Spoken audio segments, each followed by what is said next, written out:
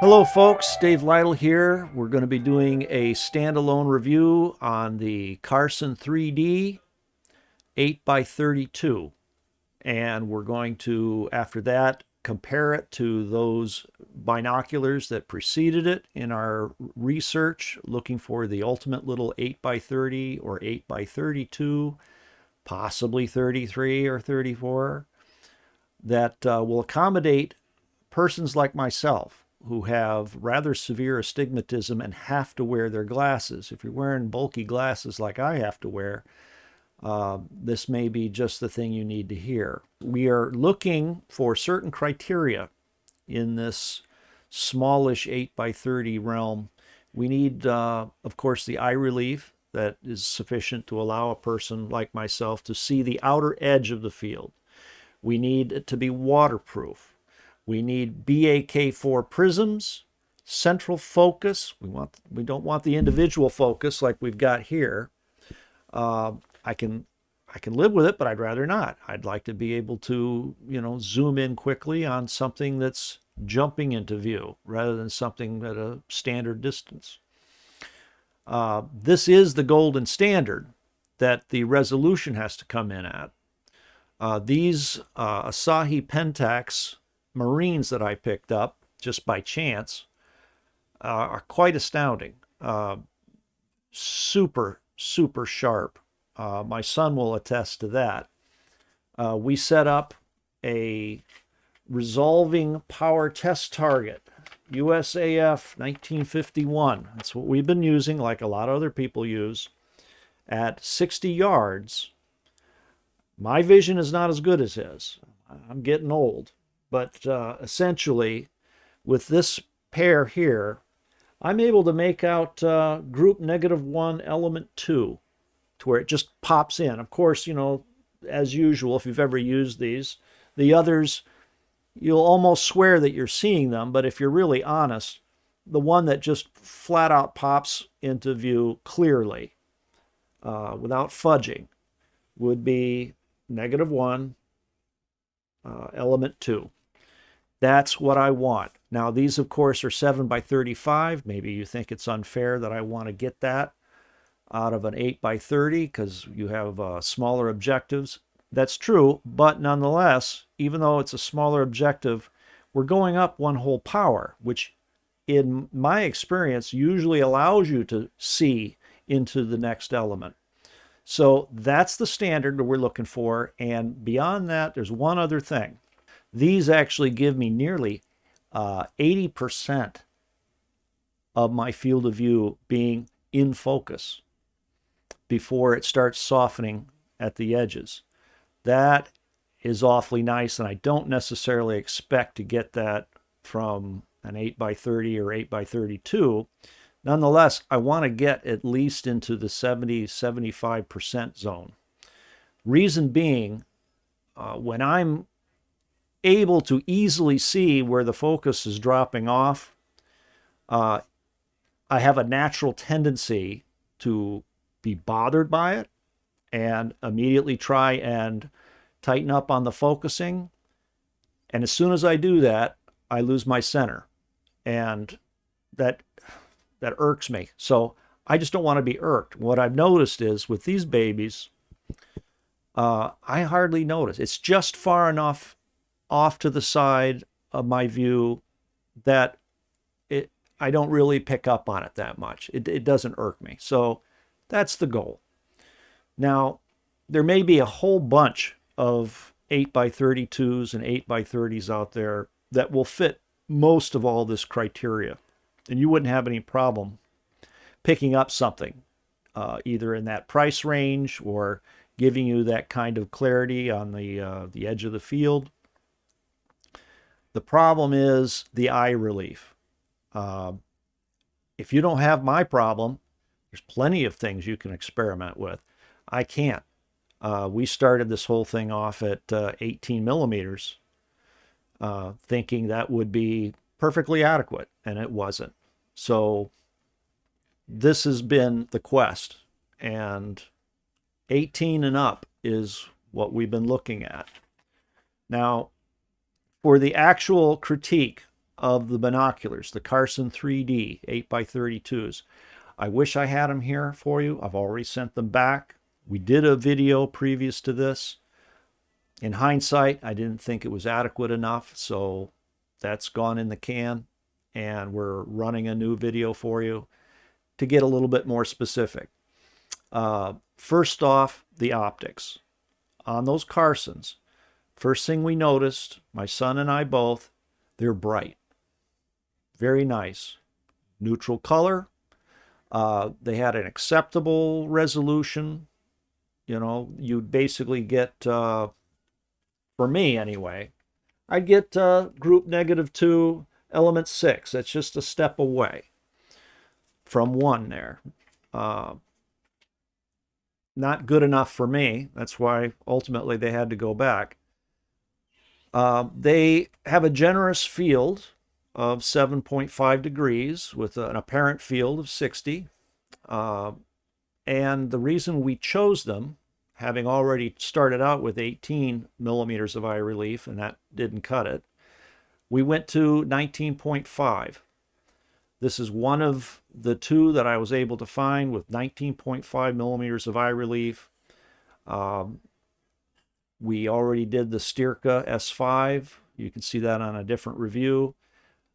I was hoping that maybe the different manufacturers, even though they were saying 19.5, I'd get different performance.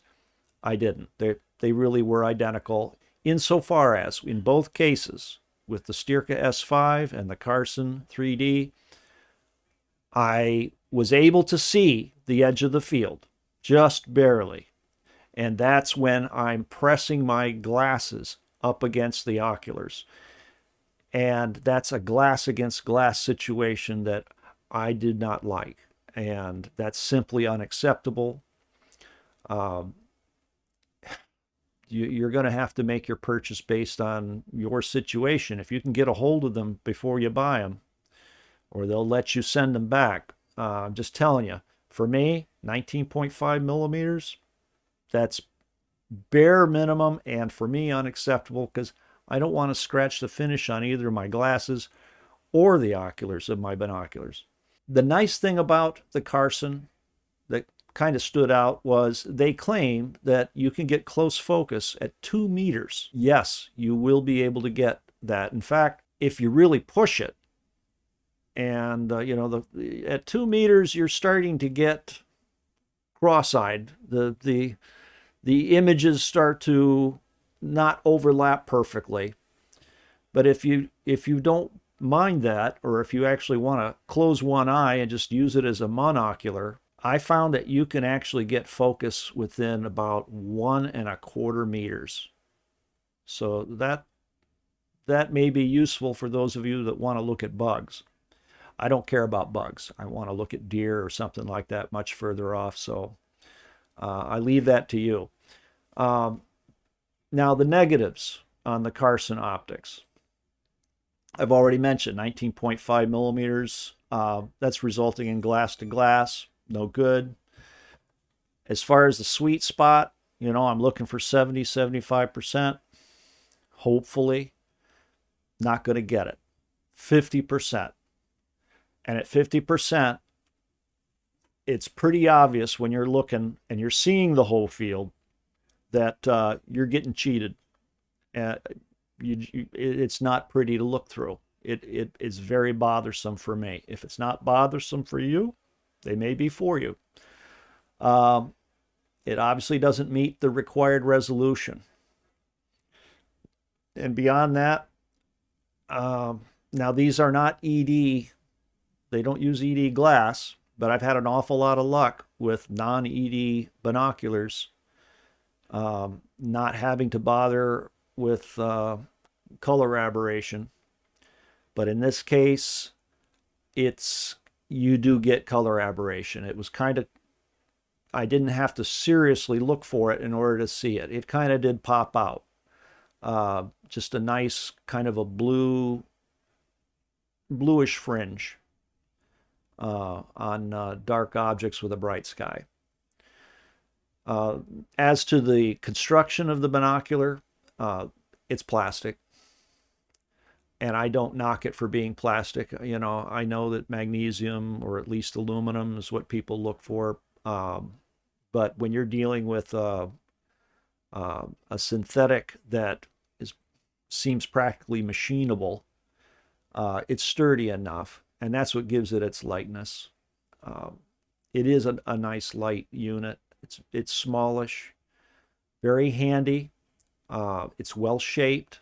It's well textured. They actually have a molded knurling right into the body that nice and grippy. I like that. Um, as far as the physical stats, the particulars about the size, you can look that up yourself, but I will tell you that they are small and light.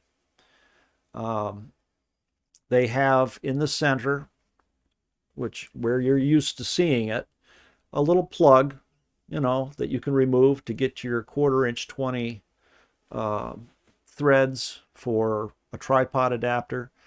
Um, it was well situated, easy to get to. It was firm and yet easy to loosen up. I actually liked that, and it looked good.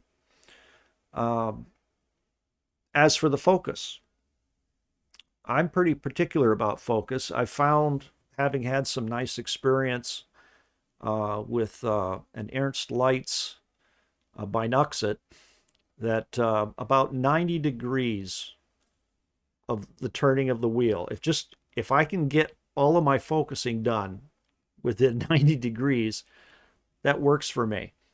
Um, and that's because I'm not overshooting.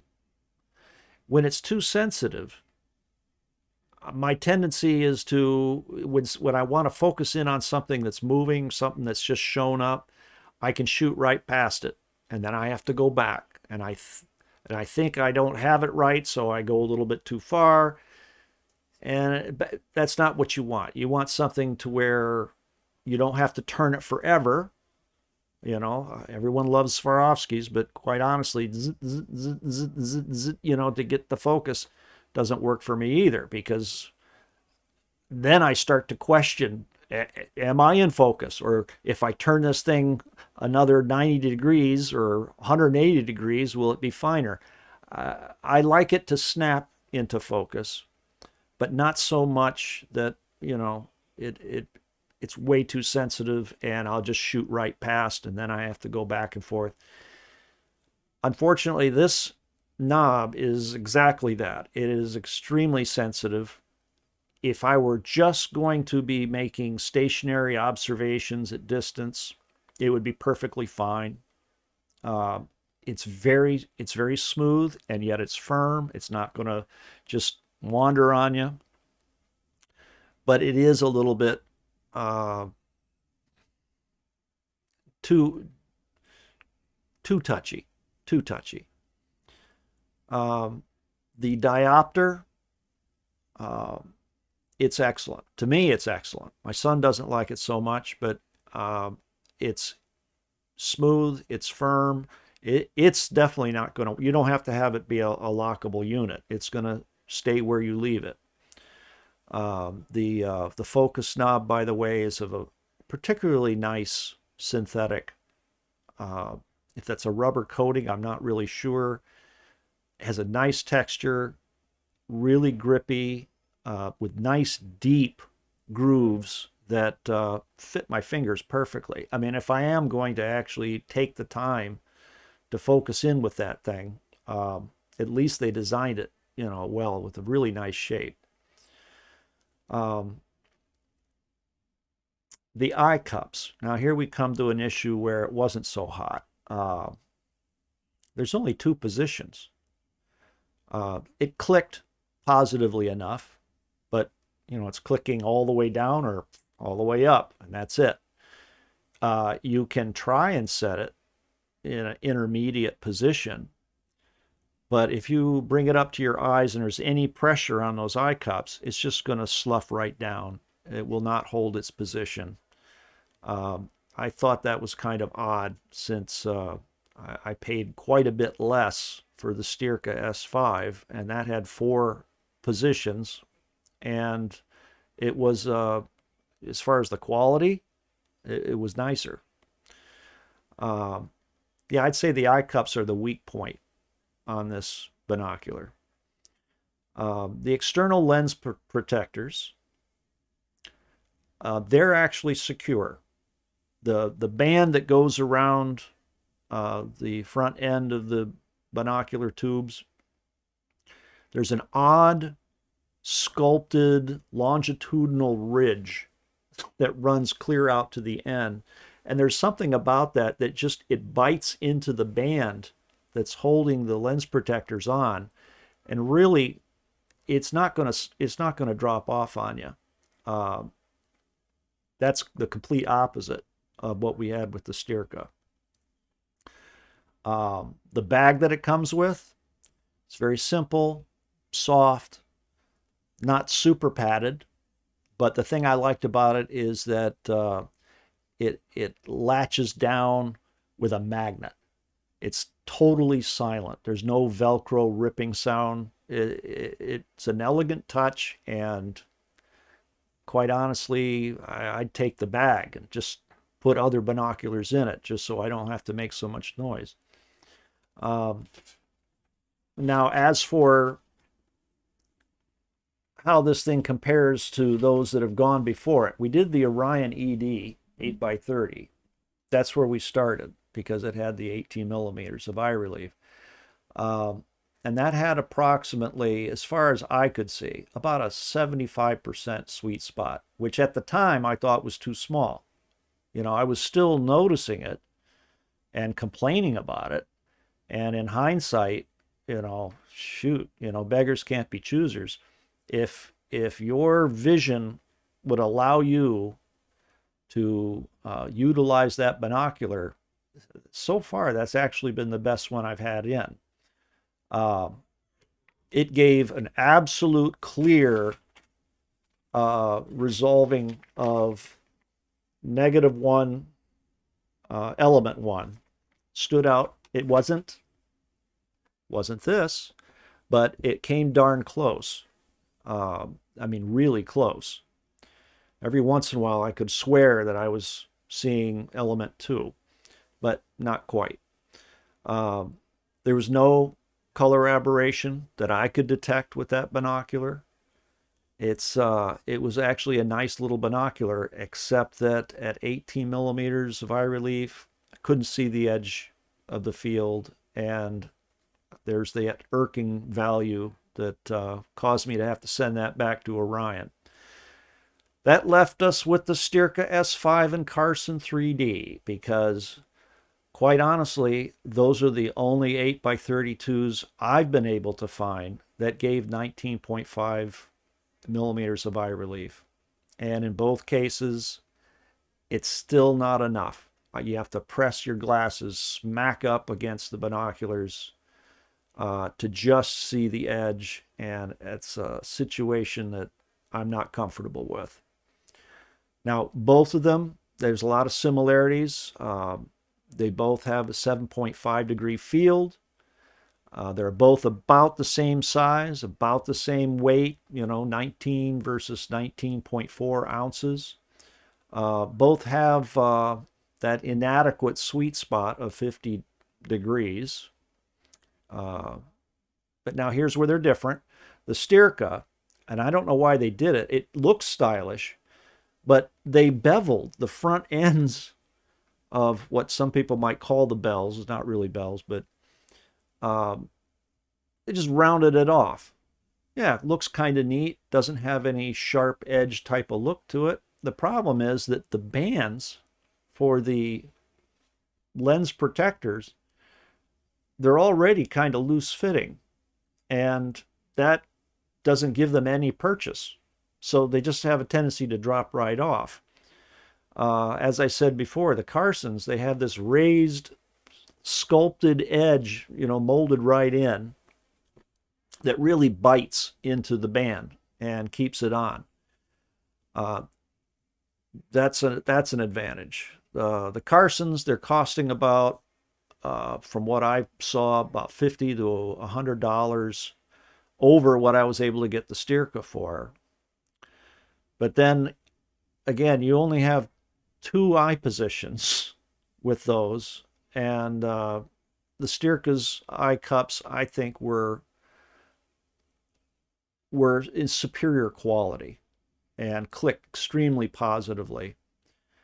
I wouldn't use them because I'd have to have them all the way down. But I mean, for those of you interested who may not even have my problem, nice eye cups on that one. The Carsons, your color aberration, it was more pronounced, but the near focus is quite superior, as we confirmed at 2 meters versus what the Styrka, the company, when it was in existence, advertised at 9.6 meters. Quite a difference. And of course, for the Styrka, you don't have any kind of a warranty in existence at this point. So that goes to Carson. Now, finally, this great search that I've been on, it turns out that I guess it's a bust. I know, having looked at Steiner 8x30s, that 20 millimeters is the required eye relief for me in order to get my glasses off of the lenses and still be able to see the edge of the field. But they don't, that's 20 millimeters in any binocular, Poro or Roof, at 8x30 or 8x32, that gives me everything that I'm looking for, doesn't seem to exist at all. Certainly not at the $300 price point. In fact, I'm going to read off real quick all these companies, if they seem familiar to you. Opticron, Minox, Athlon, Pentax, Tribe, Vanguard, Celestron, Vortex, Bushnell, Eagle Optics, Leopold, Citron, Zeiss, GPO, SIG, Nikon, Fujinon, Hawk, Blazer, Burris, Meopta, Fraser, Kawa, Praktica, Hilux, Nukon, Konas, Riton, Swift, Atibal, Presma, never heard of these, Alpen, Rothko, never heard of that, Lucid, Bresser, Sightmark, Weber, Rudolph, Optisan, Leeuwenhoek, heard of that, Sun Optics, Vector, Simmons, yeah, Oberwerk, yeah, Eisky, yeah, Zoomel, yes, and Maven, definitely. I did the research on all these companies and looked at their catalogs, and there's nothing. There's nothing that's going to give you everything that I'm looking for. It's a bust. And what I want to finish this off with is a request that if any of you people out there know of anything that will meet the criteria and I've missed it somehow, I'd love to hear from you. If you could mention something in the comments so that I could hunt it down and try it, I'd really appreciate it. Just don't bother mentioning Steiners, because they do have 20 millimeter, and I've already checked them out. They go by under different names, but I found out that the prisms are BK7, and the resolution was very nice. Definitely on par with the Orion EDs. Very, very nice, sharp image. But only half of the field is sharp because it has a 50% sweet spot again. I was really shocked. I kind of expected more from Steiner. And they have no center focus. I really got desperate at one point and thought Barska Battalion, because they have an 8x30 at 22.8 millimeters of eye relief. But again, they have no center focus. And there's, with the compass and range finding, gradical. There's just too much crap in the way. I don't I don't want to be looking through that. So that and the fact that I've looked through Barska's various brands and I'm not that impressed with their optics to begin with. So I'm not going to bother buying one to look through. Unless you guys want to like plead their case.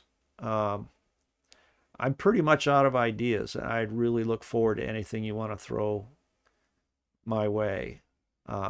Now, the next thing you're going to be seeing is my son's 2 cents on the Carson 3D, and he may even say something concerning the Styrka S5. We are using the Bar and Stroud as our baseline. Of course, it far and away surpasses both of these. I don't know what exactly about it. It's supposedly the same power, but this feels a lot more stable. It may have to do with weight and balance. It's also very sharp. We got elements, or group -1, element 2, which is quite good for how we're measuring resolution. And that's at 60 yards. 60 yards? Alright. Good color, good brightness. Excellent. Better color and brightness. This wheel's the focus on this pair is, what are these? The Carsons. Yeah. Is incredibly sensitive. We are overshooting constantly, and I don't like spending 5 minutes just trying to focus in on the deer out in the woods for adequate resolution, but juice isn't worth the squeeze. These don't have the focusing issue. The Zoin. Yeah. It's a cool feature to have a compass. The wheel is alright. Stagey though. What I don't like is the structure. It is cool, but you are giving up the fact that it's not a roof prism. Yeah. It's a poro. It's an anti-poral. So you are going the opposite direction of trying to get that true depth, you know. And the issue I am getting is when you have these extended, you know, to help with the eye relief, it goes out too far when it's like this as opposed to this. But when you have it down like this and you want to adjust it for a slightly smaller face like mine, these are so wide that they actually pinch your nose, which forces your head back, and now you have, once again, the eye relief problem screwing over your image. So tell me, how do these Carsons that you just previously reviewed stack up against the Styrka S5 that we had in? The Styrka S5 has the same basic resolution quality, but it has a much more polite margin of error. It's a lot easier to maneuver to get it at its adequate focus. Because of that, I think that in actual practical use, it would have a better resolution, because you'll actually be able to see the deer before it runs off with the Styrkas. Yeah. So what you mean is, with these, it's just too sensitive, which, by the way, I concur. Yes. It's very sensitive. You can easily overshoot. It's literally twitch of the finger and you're off. But with the Styrkas, you have to move it a bit further. So for all of you who like being able to blow on it and get the perfect resolution, sorry, but the rest of the world will enjoy being able to figure out where the focus should be. But between the three of them, of course, I'm going to take the brow, but between these two, I like not pinching my nose, so I'll have to take these because I can actually use these for long period observation purposes. Okay. Not good for field use. I like to make a difference there. There are field binoculars and observation binoculars, which is kind of counter to, but whatever. Field binoculars are good for quick, bring it up, you see the target, maybe a little bit of adjusting, it's all good. Observation are good for long periods of time of just looking out. These are fine for observation, not the best in the world. I would suggest pretty much anything other than any of these, but if you had to take one of them, Carson. Okay. Tell me about the Carson with regards to where the focus roll-off starts. Focus roll-off is very similar to the Steercut S5, about 50 or 60% of the radius out. But that doesn't have much of effect when you never get it focused in on the first place. Oh, okay. Well, thank you, Jim. Thank you very much. Did you like the structure of it? Did you like the body, the texture?